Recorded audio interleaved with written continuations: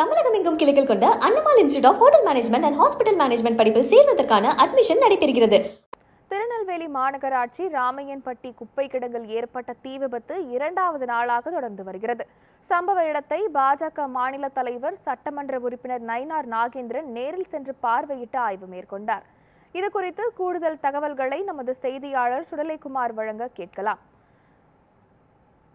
சுடலைக்குமார், இந்த நிகழ்வு எப்போது நடந்தது? நிகழ்வுக்கான காரணம் தெரியப்பட்டிருக்கிறதா? விரிவான தகவல்களை பதிவு பண்ணலாம்.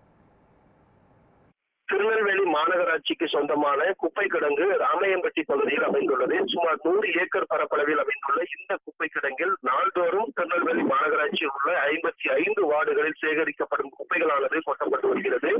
ஒவ்வொரு ஆண்டும் ஜூன், ஜூலை இந்த காற்று அதிகமாக உள்ள மாதங்களில் தொடர்ச்சியாக ஒவ்வொரு ஆண்டும் தீ விபத்து ஏற்படுவது வழக்கம். அந்த வகையில் நேற்று மாலை இந்த ராமையன்பட்டி குப்பை கிடங்கில் ஏற்பட்ட தீ விபத்தானது காற்றின் வேகம் அதிகரித்து காணப்பட்டதால் மலமளவென தீயானது வேகமாக பரவியது.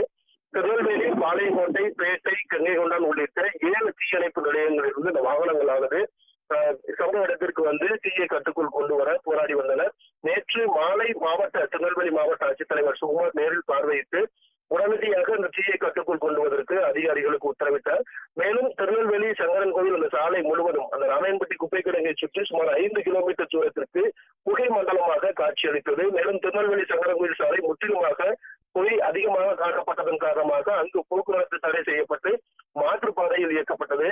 தொடர்ச்சியாக விடிய நேற்று நள்ளிரவு 11 மணிக்கு தமிழக பாஜக தலைவரும் திருநெல்வேலி சட்டமன்ற உறுப்பினருமான நயினார் நாகேந்திரன் நேரடியாக நேரில் சென்று பார்வையிட்டு ஆய்வு மேற்கொண்டார்.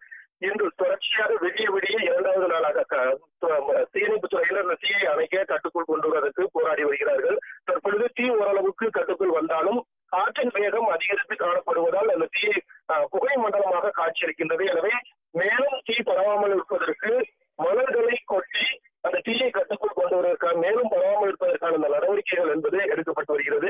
இன்று காலை முதல் இந்த திருநெல்வேலி சங்கரன்கோவில் சாலையானது மீண்டும் இயக்கப்பட்டுள்ளது. இருந்த போதிலும் அந்த சுற்றுவட்டார பகுதிகளில் தொடர்ச்சியாக அந்த புகை மண்டலமாகவே காட்சியளிக்கின்றது. விரைவில் தீயை இன்று மாலைக்குள் கட்டுக்குள் கொண்டு வருவதற்கான அந்த நடவடிக்கைகள் எடுக்கப்பட்டுள்ளதாக தீயணைப்பு துறையினர் சார்பிலும் மாநகராட்சி சார்பிலும் தெரிவிக்கப்பட்டிருக்கிறது. ஆஷா, தகவல்களுக்கு நன்றி சுடலைக்குமார்.